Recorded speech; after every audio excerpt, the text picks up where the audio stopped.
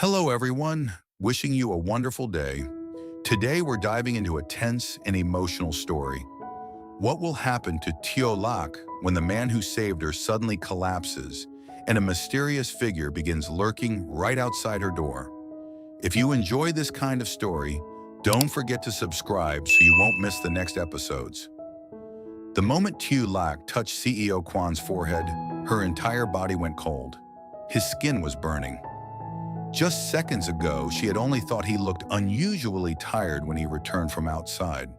His steps had been slower, his face paler, and his breathing heavier than usual. But now, with her trembling hand resting against his feverish skin, panic rose in her chest so fast that she could hardly breathe.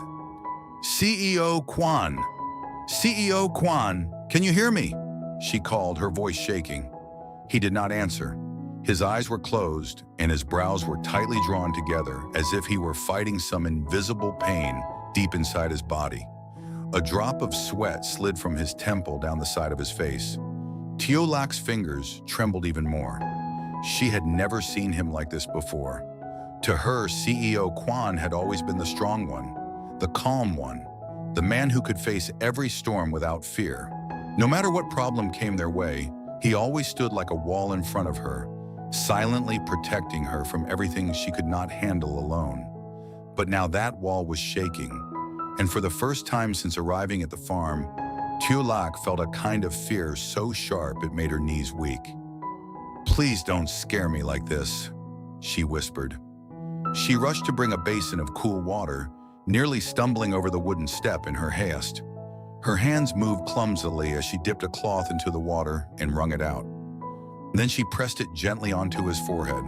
Her breathing was uneven, and her heart pounded so loudly in her ears that she could barely hear the sounds of the evening insects outside. The room, once warm and peaceful, suddenly felt suffocating. Tieu Lac sat by his side, changing the cloth again and again. Every few minutes she touched his hand, then his forehead, hoping the heat would lessen. But it did not. If anything, he seemed even worse. His lips had gone dry, and his breathing was rough, like each breath was costing him strength. Her eyes quickly turned red. "Why didn't you tell me earlier that you were feeling unwell?" she murmured, fighting back tears. "You always take care of everyone else, but you never think about yourself." There was no answer except the sound of the wind outside the wooden walls. Tieu Lac bit her lip hard and stood up.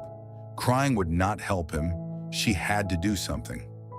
She went into the kitchen, lit the small stove, and boiled water as quickly as she could. Then she searched through the cabinet for old medicine, herbs, anything that might help reduce his fever. Her movements were rushed, but inside, her mind was in chaos. She was scared. Scared not only because he was sick, but because she suddenly realized how much of her life now depended on his presence. Since the day CEO Quan had saved her, given her shelter, and allowed her to start over, she had told herself again and again that what she felt toward him was only gratitude. Deep gratitude, respect, nothing more. But seeing him lying there, weak and vulnerable, made something crack open inside her heart. The thought of losing him was unbearable. When she returned to the room with the steaming bowl of herbal water, she paused at the doorway. CEO Quan looked different in sleep. Without his usual composed expression, he seemed strangely lonely. Even in sickness, there was a heaviness in his face, as though he had been carrying burdens for far too long without ever letting anyone see them. Tieu Lac set the bowl down and carefully helped him sit up. His body was heavy, his strength nearly gone. As his shoulder leaned against her arm, her heart ached. "CEO Quan, try to drink a little," she said softly. His eyes opened slightly, unfocused at first. For a moment he looked at her, as if he could not tell whether she was real or part of a dream. "Tieu Lac," he said weakly. Hearing her name from his lips at a moment like this almost made her cry all over again. "Yes, I'm here," she replied quickly. "Don't talk. Drink this first." He managed only a few sips before turning away, too weak to continue. Tieu Lac adjusted the blanket around him and gently laid him back down. Then she sat beside him and kept fanning him with an old woven fan, refusing to move away even for a second. Night fell deeper around the farm. The trees outside swayed in the wind, their shadows scratching across the walls like restless fingers. Normally, the farm at night gave Tieu Lac a sense of peace, but tonight every small sound made her tense. The darkness no longer felt comforting. It felt like something was hiding just beyond the door, waiting for the worst possible moment. And without warning, a memory flashed through her mind. At the market that afternoon, while she had been selling loquats, there had been a moment, only a brief one, when she felt someone staring at her. Not the ordinary glance of a customer, not harmless curiosity. It had been heavier than that, colder, like eyes that recognized her. At the time, she had only turned instinctively, but the crowd had been thick, and she could not see clearly who it was. She had dismissed it, telling herself she was imagining things. Yet now, sitting in the stillness of the room beside CEO Quan's sickbed, that uneasy feeling returned stronger than ever. Her grip tightened around the fan. What if someone really had been watching her? What if the fear that followed her from the market was not just in her mind? Tieu Lac looked toward the door, suddenly alert. The lamp flame flickered, and the thin wooden panels of the house seemed far too fragile. She stood, walked quietly to the window, and peered through the narrow gap in the curtain. Darkness. Only darkness. Still, she did not feel relieved. She secured the latch on the door more firmly and returned to sit beside CEO Quan. This time, however, she kept glancing toward the entrance. Her nerves stretched tight. She tried to calm herself. Maybe she was just exhausted. Maybe the entire day had simply worn her down. She had gone to the market early, worked for hours, then rushed home only to find the one person she relied on burning with fever. Anyone would feel shaken, but even as she told herself that, she could not deny the warning in her chest. Time passed slowly. At some point, CEO Quan's fever began to drop a little. His breathing was still weak, but not as rough as before. Tieu Lac finally let out a breath she felt she had been holding for hours. "Thank goodness," she whispered. Her shoulders slumped with relief, but she did not allow herself to rest. She changed the cloth on his forehead once more and tucked the blanket around him. Then she sat on the floor beside the bed, leaning lightly against the wooden frame. The exhaustion of the day washed over her all at once. She looked up at him quietly. Under the soft yellow lamplight, his face seemed less tense now. The lines of pain on his brow had eased. In this calmer moment, Tieu Lac could see again the man who had changed everything for her. The man who had offered her safety when she had nothing. The man who never asked for gratitude, yet received all of hers. Her voice came out barely above a whisper. "CEO Quan, you must get better. You have to." She lowered her head, her fingers twisting together in her lap. "I still haven't repaid you for everything." That sentence carried more than one meaning, and perhaps deep down, she knew it. Outside, the wind quieted. Inside, the fever continued to ease little by little, until at last CEO Quan opened his eyes more clearly. His voice was still weak, but this time it was steady enough to speak. "Why are you still awake?" he asked. Tieu Lac looked up so quickly that her eyes widened. Relief rushed through her so hard it almost hurt. "You're awake." A faint smile touched the corner of his lips. "I noticed." Tears instantly gathered in her eyes, and she looked away, embarrassed by how close she had come to breaking down. "You had a very high fever. I was worried." CEO Quan watched her silently for a moment. Though weak, his gaze was gentle. "You've been taking care of me all this time?" Tieu Lac nodded. "Of course. How could I leave you alone like that?" For a second, neither of them spoke. Then CEO Quan said quietly, "You should have rested." Tieu Lac shook her head at once. "I couldn't." Her answer came too quickly, too honestly. She realized it the moment the words left her mouth and her cheeks warmed. But CEO Quan did not tease her. He only looked at her with an expression she could not fully understand. Soft, thoughtful, and strangely deep. After a long pause, he said, "Thank you." Those two words, simple as they were, made Tieu Lac's heart tighten. She lowered her eyes and whispered, "No, it should be me thanking you." The room fell quiet again, but it was no longer the frightening silence from before. This silence was gentler, warmer, the kind that grows when two people suddenly understand that their lives have become more connected than either of them is ready to admit. After making sure he could drink more water and swallow some medicine, Tieu Lac finally convinced him to sleep again. This time his eyes closed naturally and his breathing remained calm. Only then did she allow herself to believe the worst had passed. The fear, the panic, the cold uncertainty that had nearly crushed her earlier slowly loosened its grip. CEO Quan was not fully well yet, but he was no longer in danger tonight, and that alone felt like a miracle. Tieu Lac leaned back against the bed and closed her eyes for just a moment. The night that had begun in terror ended in quiet relief, and though her body was exhausted, one truth had become impossible to deny.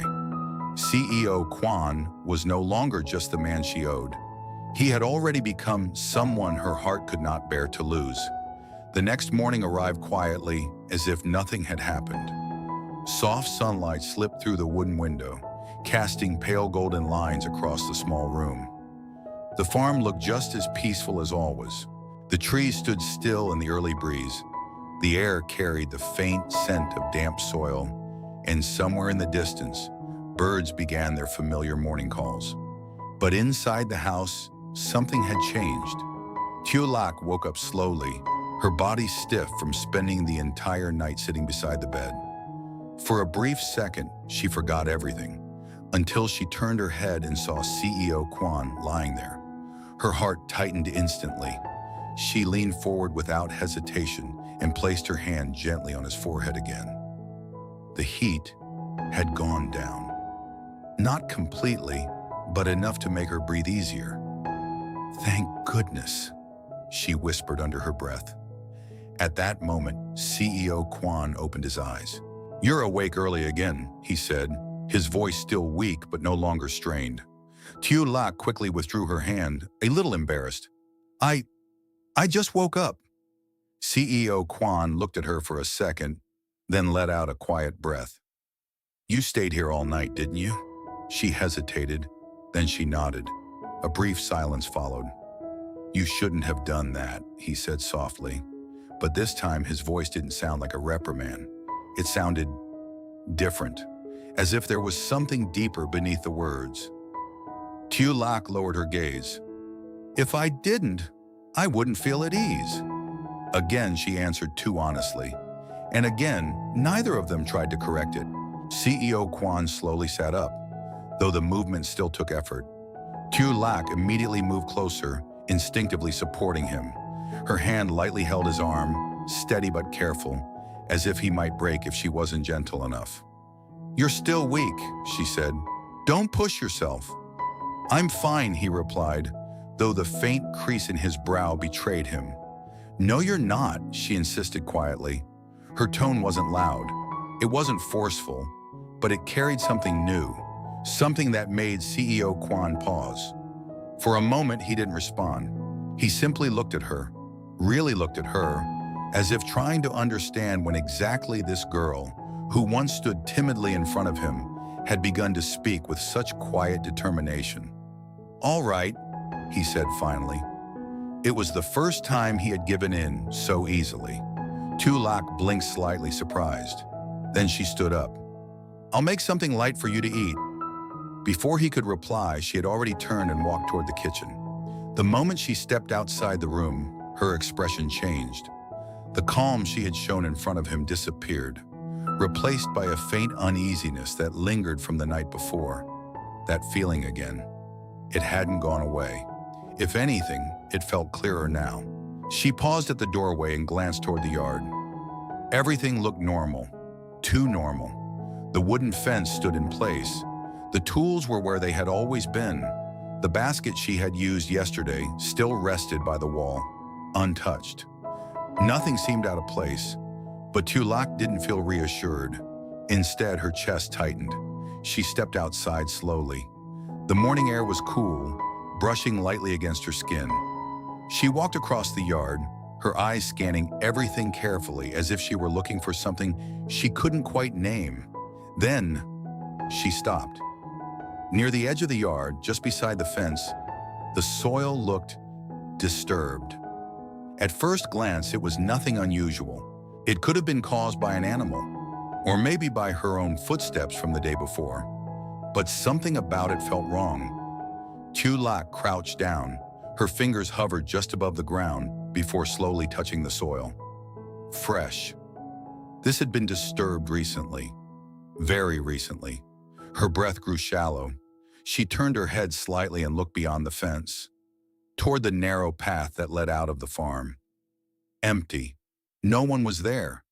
Yet the silence felt heavier than it should have been, as if someone had been there, watching.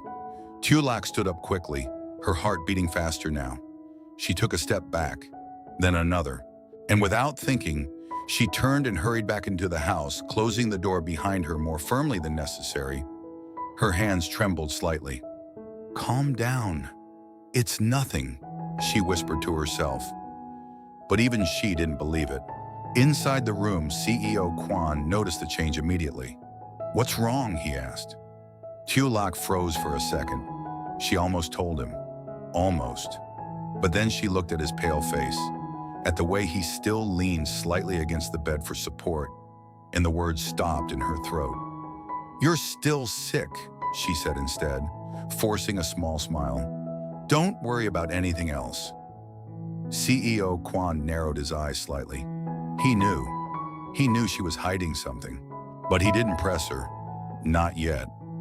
Tieu Lac quickly turned away and went into the kitchen, pretending to focus on preparing breakfast. Her hands moved automatically, but her mind was no longer there. It was still outside, still at the edge of the yard, still staring at that disturbed patch of soil, still feeling that invisible gaze. Minutes passed. The sound of boiling water filled the quiet space, but it did nothing to calm her racing thoughts. Who had been there? Why? And most importantly, were they still nearby? Suddenly, a faint sound came from outside, a soft crunch, like a footstep. Tieu Lac froze. The ladle slipped slightly in her hand. She held her breath. Silence. Then, another sound. Closer this time. Her heart slammed against her chest. Slowly, very slowly, she turned her head toward the door. Every instinct in her body told her not to open it, but another part of her, the part that needed to know, pushed her forward. Step by step, she walked toward the door. Her hand lifted, paused, then grasped the wooden handle.